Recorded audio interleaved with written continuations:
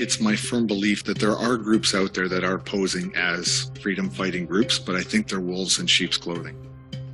You have to look at who it is that they're attacking and compare that to how much time they spend attacking the government. If they're attacking me, then what's their motivation? They should be spending 100% of their time going after the government, not each other. And by the way, when you see Justin Trudeau go out there and say, yeah, we called for an inquiry into the use of the Emergency Act. No, it doesn't work that way. It's actually written in, he must, by law, have held that commission. This is the fourth time I've been here, and this is a very special place for me. The very first time I spoke here was under a year ago, but it was right after the convoy. It was the first place I ever spoke publicly. And I got here 2 hours early because I only had a vague idea of what I was going to say. So I sat right over there, over top of the heater, and frantically wrote my notes and came up and blah, blah, blah. It seemed to work out okay because I went from being terrified to come up here and speak to finally getting to the point where I was actually excited to come up here and talk to everybody. But the numbers were substantially more. And I do hope for this group that the numbers do increase again. So, you know, I was encouraged by some of the things that I had actually heard. And, you know, I agree with a lot of the things like Doug was saying about, you know, the psychological effect of what's going on right now and why the numbers are kind of dwindling, and that's happening everywhere we go. The numbers are reducing, and I hope that I can address that if there's enough time. So I also agree with Scott that we need solutions. We all do know what the issues are, but we do need solutions. And in the summertime, I was up in Kinmount, and at the time I spoke there about maybe doing some training on something called the operational planning process. It's how the military does planning as opposed to just kind of winging it. Okay, so I'm actually willing to do that if you want to coordinate it, Kirsten and I, we can do that. So I agree, we need a plan. In terms of the politics, it's my belief that this year will be the year of legislation, and I heard some of it mentioned already. I think with C11, 21, 36, some of the MAID legislation will come into effect this year as well.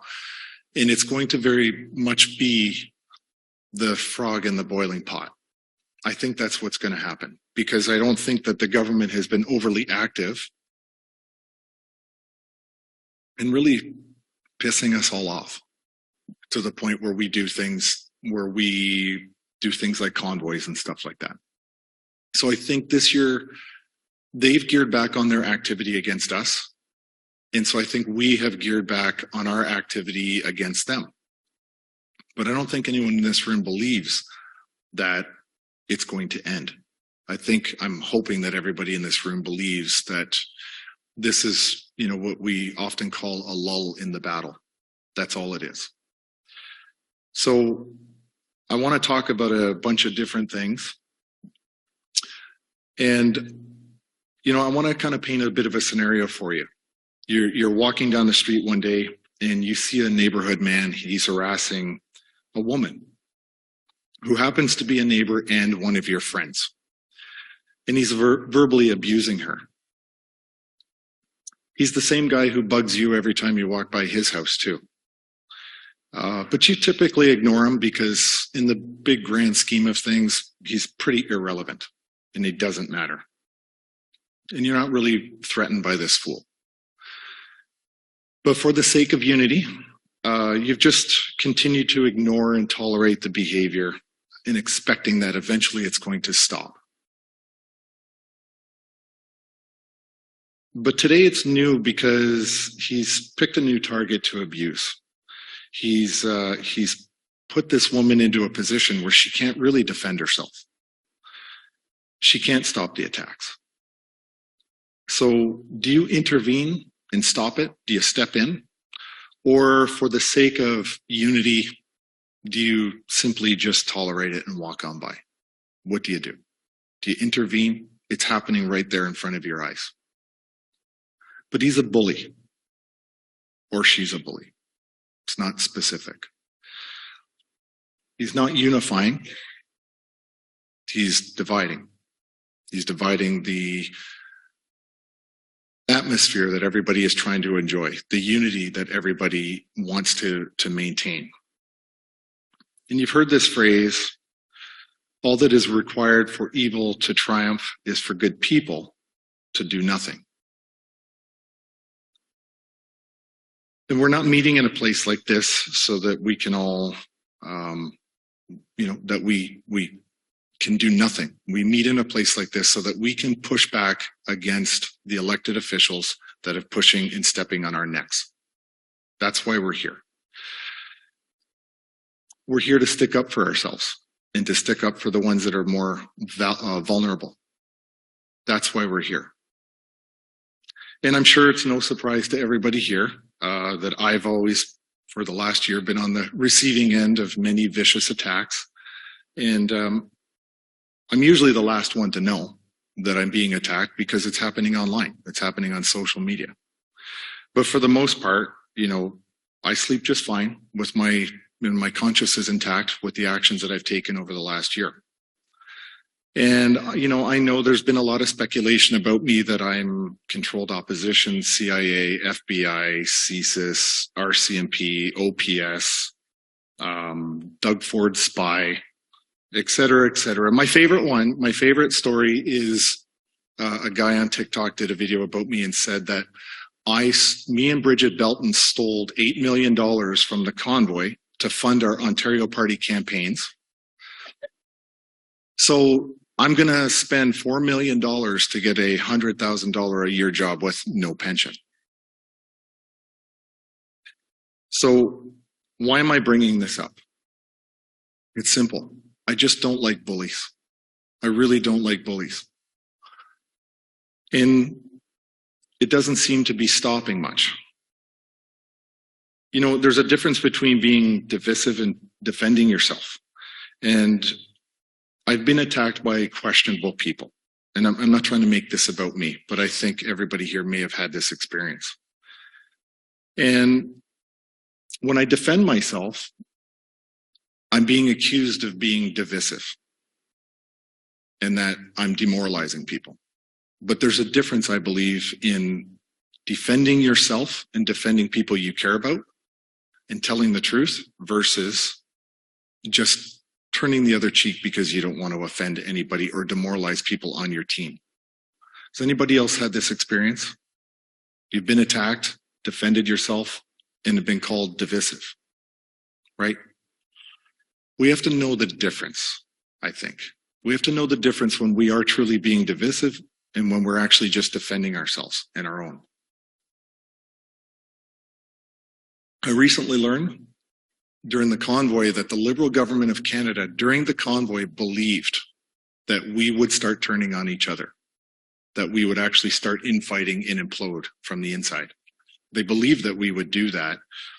And I'm happy to say that this did happen, but it was much later after the convoy had been finished. But it has been happening ever since then. And a lot of the groups have been partaking in it. A lot of us. I'm not entirely innocent as well. I'm human. I bleed. You may recall the last time that I was here, and I spoke here at Woodville, I think it was August, and I spoke about patience, about being patient and not being the time to be aggressive. And I was calling for people to be patient because the commission was coming up in Ottawa. And I thought it was the opportunity to let the lawyers present the evidence, to go through it and to publicly see it, because it was all televised on the internet or internetized, if that's even a word.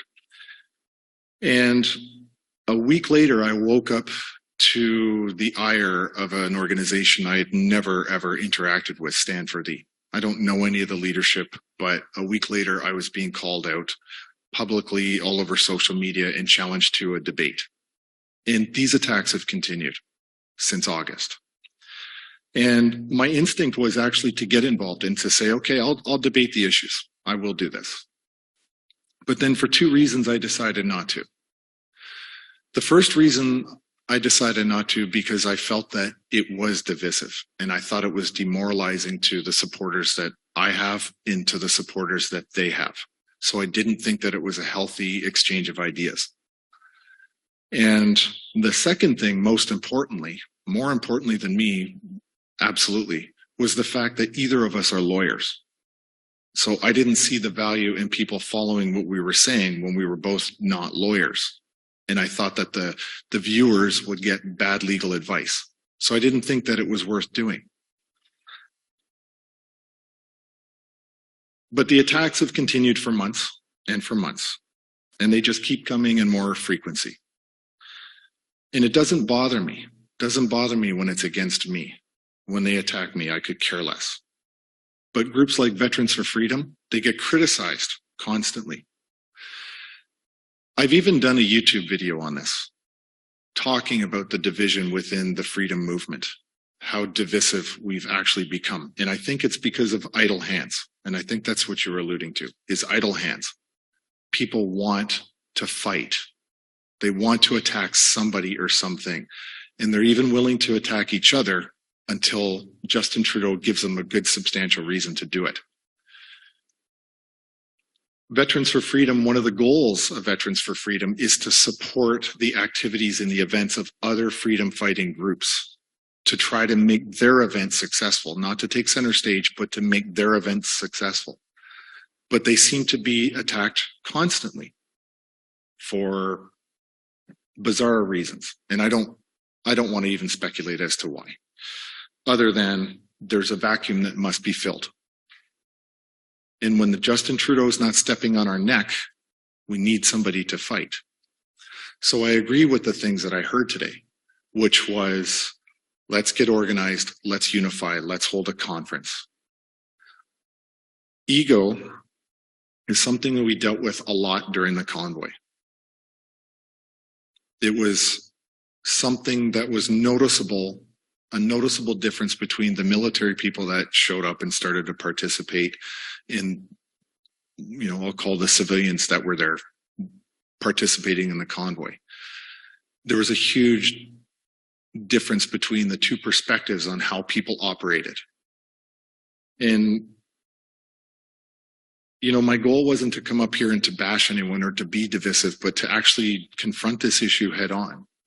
And I want to say it's my firm belief right now, that there are groups out there that are posing as freedom fighting groups, but I think they're wolves in sheep's clothing. I think their goal is to help Justin Trudeau.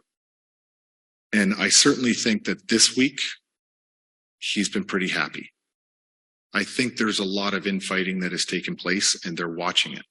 It's part of the prediction that they had last year. And how do you spot these kind of people? How do you spot the ones that are truly trying to rip us apart from the inside out like a cancer? I think you have to look at who it is that they're attacking and compare that to how much time they spend attacking the government. If they're attacking me and not Justin Trudeau or Doug Ford or any of the other premiers or the other mayors or any city councillor, then what's their motivation? They should be spending 100% of their time going after the government, not each other. And I think that's a pretty strong indicator of what somebody's motivation is. When they go after a freedom fighter, they're not a freedom fighter. So you can't pick them out. You can't look at them. You can't say you're this or you're that. You just have to go by people's actions. And I think that's the best way. And that's the way I view it. And that's the way a lot of the other people from Veterans for Freedom do it. We look at their actions, and Veterans for Freedom have called out people publicly because we viewed it as a massive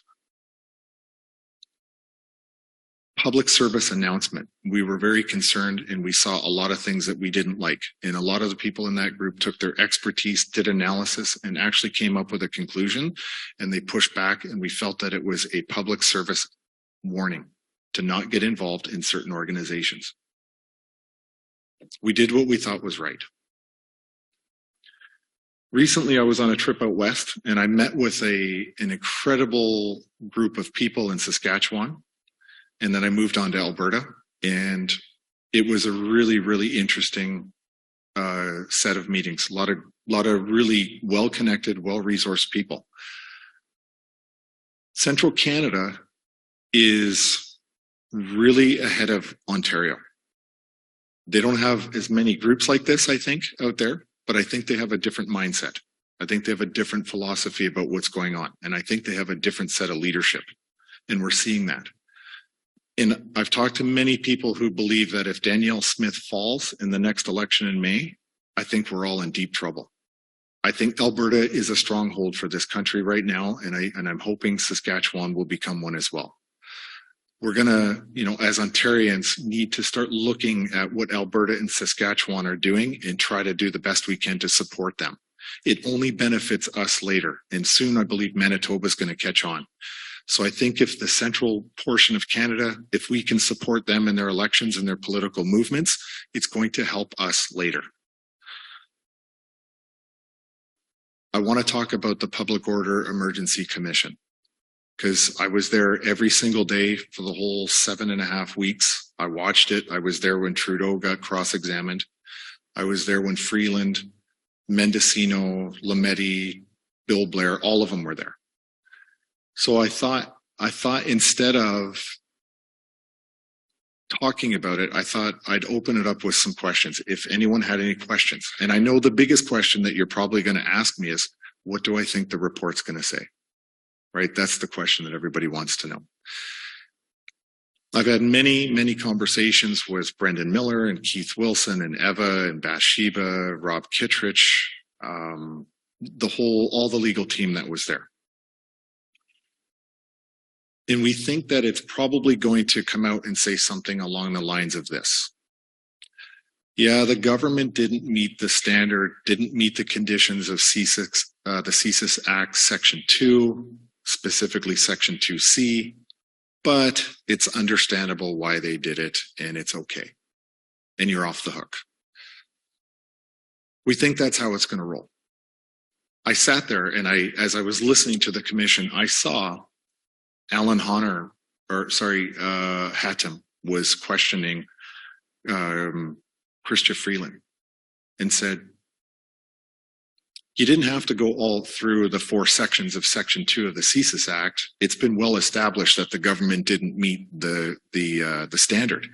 And I kind of sat up and I looked around and I was like, am I the only one who heard Justice Rouleau, the commissioner of that whole thing, just admit that the government didn't meet the very conditions, the benchmark standard for invoking the Emergency Act? I just heard him say it and I looked around. I was like, am I the only one who never heard that, or that heard this? I wasn't. People heard it. People saw what he said. So how can he go back now and say that the government was justified in invoking the Emergency Act? He can't. He can't. But I think he's going to find a workaround. He's going to say that it was understandable because of all the activity across Canada. So what are some things that are going to probably happen at that time? The commission report has to come out 360 days after the revoking of the Emergency Act. That report is due. The government, when they wrote the terms of service for the commission, and by the way, when you see Justin Trudeau go out there and say, yeah, we called for an inquiry into the use of the Emergency Act. No, it doesn't work that way. It's actually written in, it's Section 63 of the legislation. He must, by law, have held that commission. So he didn't call for it. By law, it had to happen. And it did happen.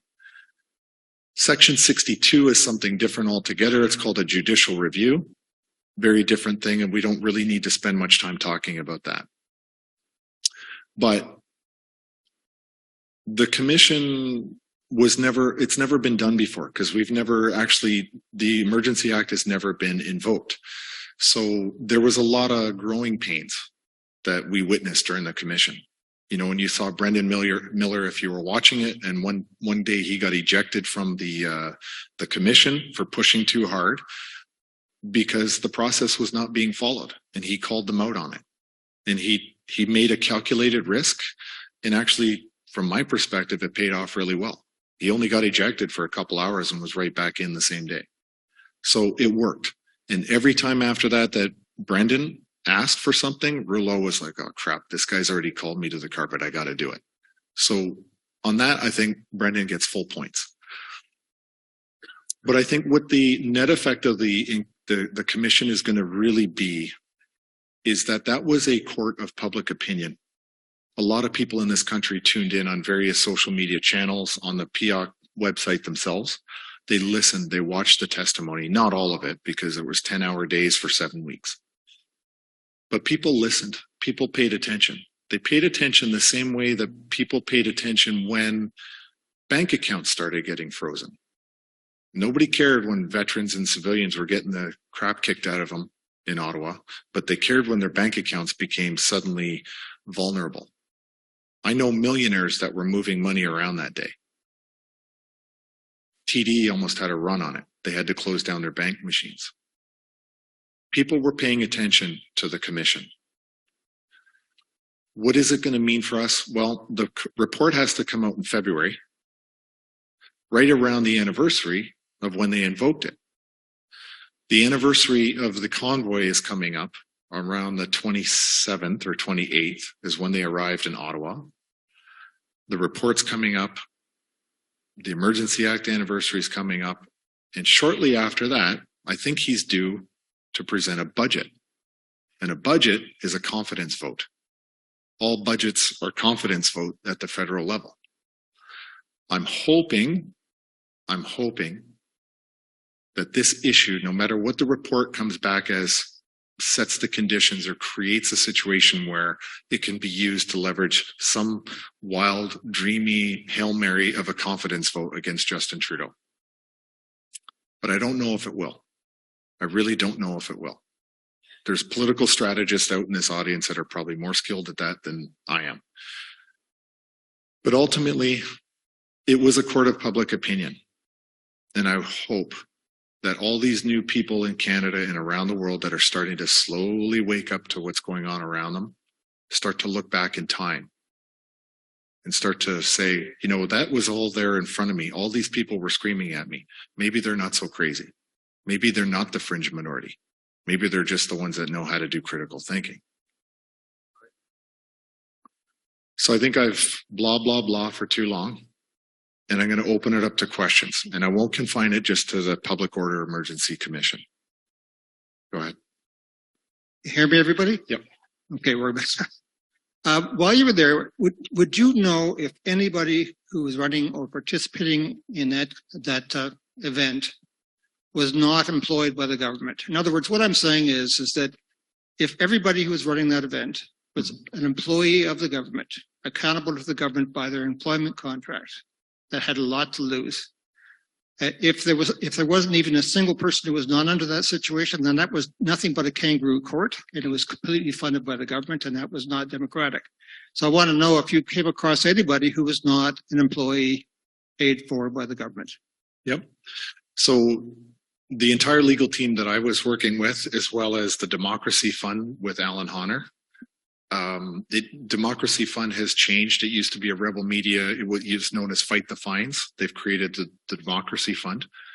They had legal representation. So various groups applied for standing in the commission. And I think the number was up to 20 different groups of legal teams representing people that had certain interests. So not everybody, not even all of the lawyers in there were represented by or employees of the government. Justice Rouleau was, the commission counsel, I believe, they were handpicked by him to participate. Obviously, the Justice Department, I just refer to them as the Justin Department. They're all funded by the government. But you know, Peter Slowly, as an example, the former Ottawa chief, hired his own legal team. They're a law firm out of Toronto. So there was non-government funded legal representation participating in that. But I think to take your question a little bit further, what's more important about that is an observation I made very, very quickly in the first week. is that during the opening remarks, you saw very quickly what the legal team's agenda was really about. And I had many discussions with Keith and Brendan. You know, I would, just like all of the messages I was getting from people on social media wanting to ask these questions, I was going to them and asking the questions, and it was driving them nuts. And then they sat me down. Keith and Brendan both sat me down, told me to stop talking, and just said, look, everything you're talking about doesn't make it, it's not relevant. I'm like, how can this not be relevant, these questions? They said, it's only relevant to make you feel better. And that frustrated the crap out of me, right? It frustrated me. I wanted these questions to be answered, but the relevance really boiled down to, and you saw it in Brendan Miller's opening remarks, did the government, their decision to do it, did it violate any of those 4 conditions under the CSIS Section 2, specifically Section 2C? And he went through it with various witnesses and said, did you, Section 2, did the convoy do this? No, this, no. Okay, well then game over.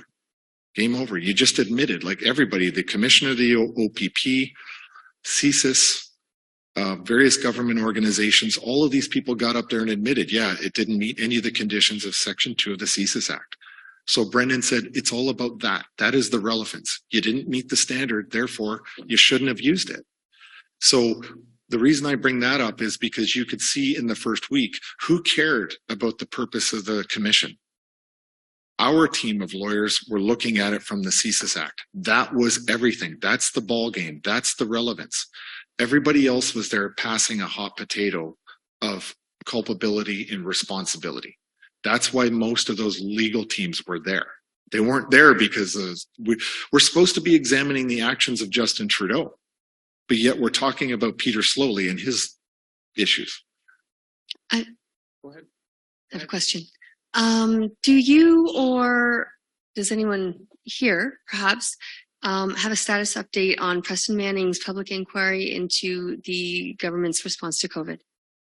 We were talking about this on the drive here. I did apply. I got sent the application by many people, and I put my name in the hat for it.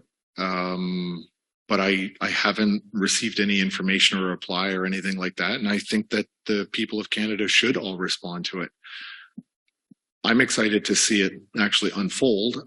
My only concern is, what is the teeth going to be for it? And right now, I just don't think it doesn't have any legal teeth, but it is really going to be about, I think, public awareness and hearing the testimony of Canadians that haven't been heard of properly.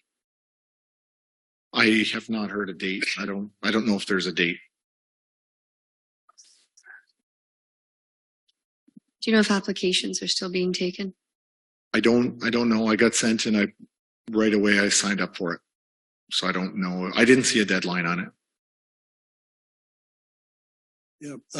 Tom, my question relates to the time allocated to the freedom fighters side lawyers. Yes. I watched, most days I watched the Rebel Media wrap up, yeah, which you were on many, many times. I have to say I was especially more interested in the lawyers, hearing what they had to say. Me too. And although I watched a lot of the recordings of the daily proceedings, including lots of boring questioning by Peter Slowly's lawyer, for example, and Peter Slowly's on the stand for like a day and a half or 2 days at the beginning. Yeah. And then the real meat of it at the end was crowded out.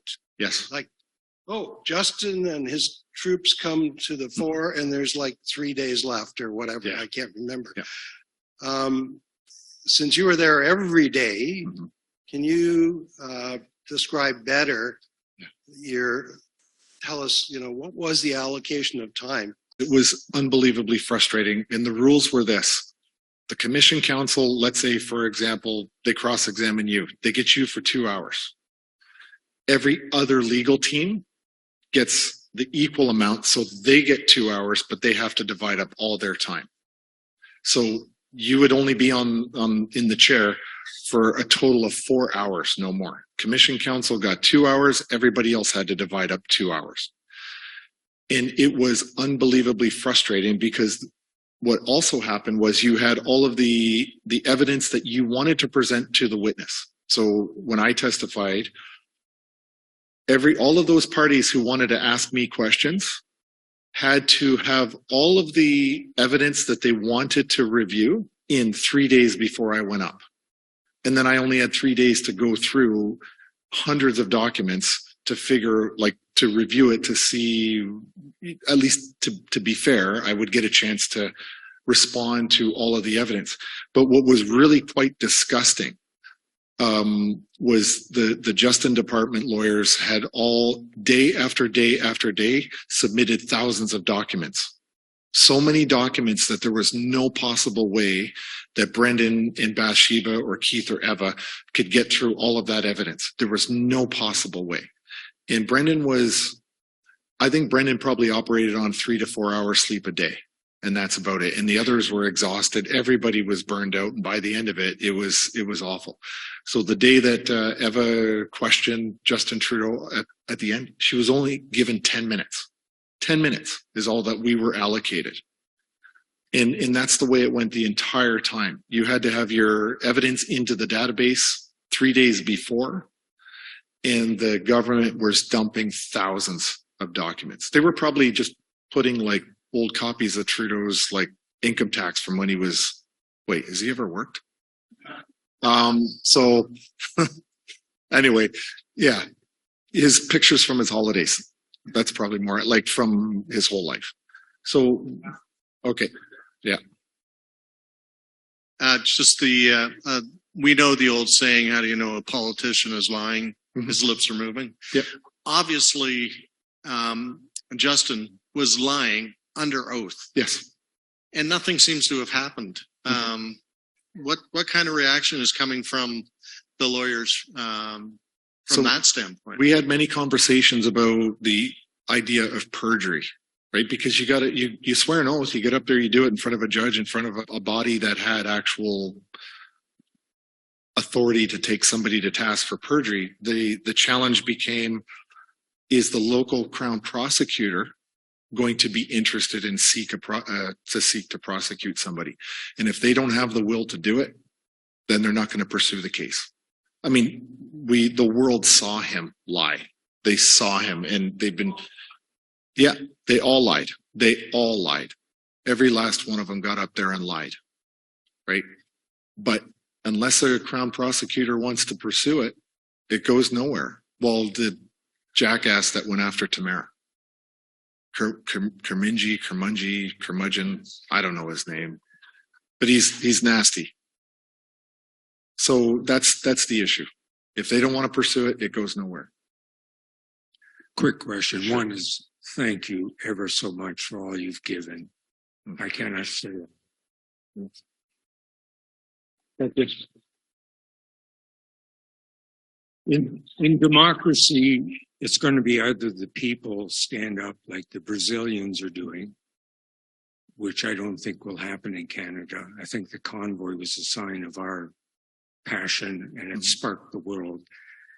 From what you saw in terms of the policing, regulation authorities, and the judicial system, where these are the last defenders of democracy, but as you say, with a prosecutor, if they're not going to take action, or even if they do, and you got a judicial that's looking for any escape route rather than confronting it, what was your overall impression?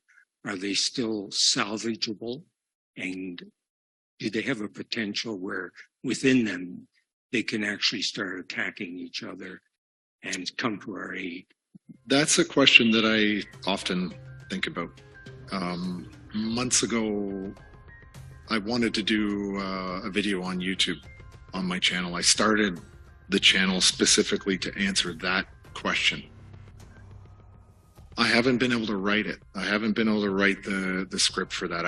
I'm every day I go back and forth on that question. I don't know if the police from a year ago are going to be any different than the police today. I certainly know there's no change in government appetite. The government, after I sat and listened to these psychopaths testify, there's no appetite at any of the levels of government in this country, from what I can tell, to look at their belly buttons and really start thinking about what it is, the harms that they've caused to the people in this country. I think a critical mass is going to happen this year. I do. I think they're not going to be able to hide the injuries anymore. They're just not. They're not going to be able to hide what they've done anymore because, you know, if we thought there was, you know, we wanted to flatten the curve on our healthcare, you're a doctor, you know exactly what I'm talking about. We're not going to be able to flatten the curve of injured people going in with heart conditions, cancers, and all these other illnesses. So I don't think we're going to be able to hide it anymore. And I'm concerned because I think a lot of the people that are going to end up in the ERs are going to be police and military. Probably not the politicians. The people that were pushing these things, I don't think they'll be in the ERs. But I think if you view the military and the police as the body's immune system, they're the country's immune system to fight off attack, except it's become cancerous. So I'm very, very concerned that, but you know, Kirsten and I went for a flight. She took me flying. I wasn't jet setting all over the world. She took me flying and we flew over, and as we were flying, we were looking down at the ground and we were looking at the size of the land that we all live in and how everything is so spread out. And we talked about the amount of resources that the police and the military have compared to all of us and all the land that they have to contend with. I don't believe for a minute that the police or the military can actually have an effect on the overall public. I think they're going to be overwhelmed with other problems, and it's certainly not going to be trying to corral the public into camps or anything like that. I think they're going to be the group. You know, Peterborough Police, I think there's 187 police and only 7 of them didn't take the jab. 7. And they've had fatalities. They've lost officers. So, sorry? Good friend of mine's a cop in Peterborough. So I know that it's happening, but it's happening across the country. Look at the doctors that are dropping. What are we up to, 91? So I think that's really the issue is, you know, we're on the cusp of this great awakening, and it's just a matter of time. Does it happen before we get nailed by the legislation? When does it happen? And I'm hoping that the Great Awakening, when people wake up to what the hell's been going on and start asking some hard questions in the mirror. We were out with friends the other night, and the people we were talking to had no idea any of the things happened with people's bank accounts. Didn't have a clue. There's a lot of people out there still with they're doing the ostrich, right? But they're starting to come out. And this is why every time I've spoken publicly, I've always said this is the time to be bold. Don't be afraid to offend people that had no problems offending us over the last 3 years. They've already made their decision.